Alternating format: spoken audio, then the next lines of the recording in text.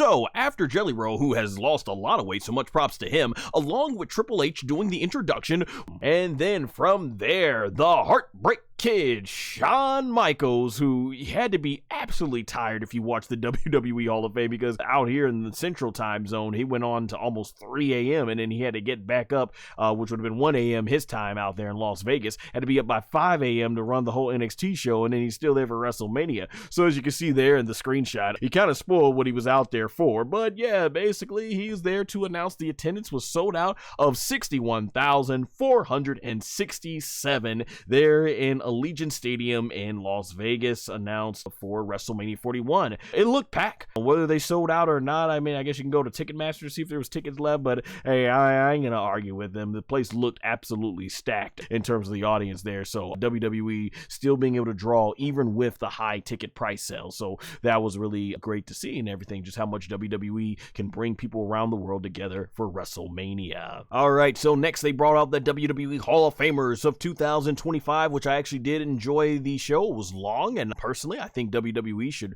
really, instead of cramming 4 matches or 4 events into 24 hours, they should spread them out. Maybe Wednesday the Hall of Fame, Thursday can be NXT Stand and Deliver, Friday the SmackDown Go Home edition for WrestleMania, and then Saturday WrestleMania Night 1, Sunday WrestleMania Night 2, and then Monday the Raw after. Instead they're cramming 4 events into one show, and like, yeah, there are people clowning some of the talent for falling asleep, but I mean, hey, they got to get their rest. They got a big show to do and everything, so yeah. But overall, it was great to see all these legends come out and get their just dues and everything. Also, I'm always gonna pop first my all-time favorite. You see the shirt there, Stone Cold Steve Austin. So yeah, it was always great to see him, and great to see Triple H, someone who I grew up and seeing, you know, around that whole time as well. So just really great. I enjoyed the Hall of Fame, by the way, though. Everybody really gave some good speeches. Michelle McCool, very inspiring speech. Triple H, awesome speech as well. Stone Cold, always entertaining. Great to see Bret Hart.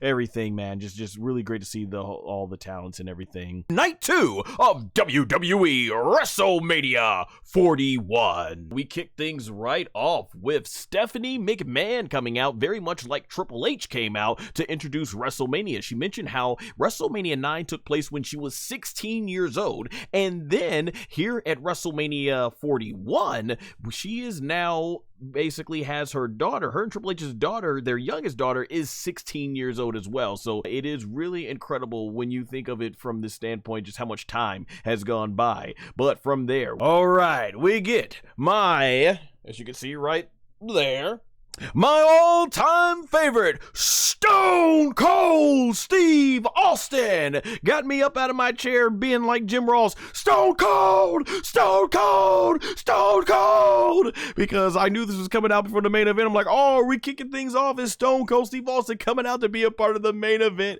Man, so I'm looking at there and I'm like, wow, Stone Cold Steve Austin, he comes on out. I was like, man, this is fantastic. Stone Cold, he comes out to a huge ovation, of course. He lives out there in Las Vegas, and of course they want to utilize him somewhat on the show. So he comes out on his 18. I feel that unfortunately what this segment's going to be most remembered for is Stone Cold. He comes out and he makes a left turn, but for whatever reason, I don't know if he wasn't looking or he just couldn't get enough momentum. He goes crashing right into the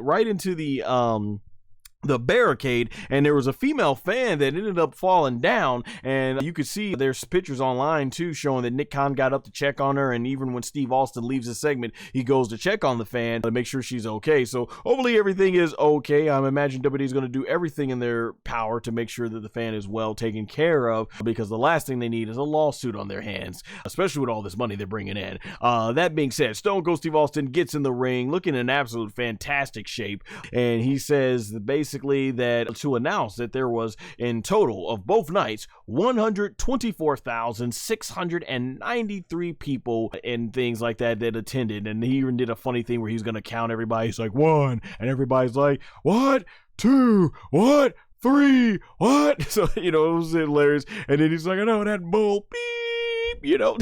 And so from there, you know, he just announces the attendance, and of course he ends with that classic line, and that's the bottom line, cause Stone Cold said so. So that was cool to see, and he drinks the beard and everything. Always great to see Stone Cold Steve Austin. He's my all-time favorite. Currently on my main channel, SonGoshuaku, I do have where I rank the top 4 Stone Cold Steve Austin moments. Eventually, I will end up privating it on that channel and moving it over here to my WWE only / wrestling channel. But yeah, check that out. You can just see how really much I go crazy. Stone Cold Steve Austin, my all-time favorite wrestler, and reason why I'm still a fan to this day. So yeah, my all-time favorite there. So it was always great to see him.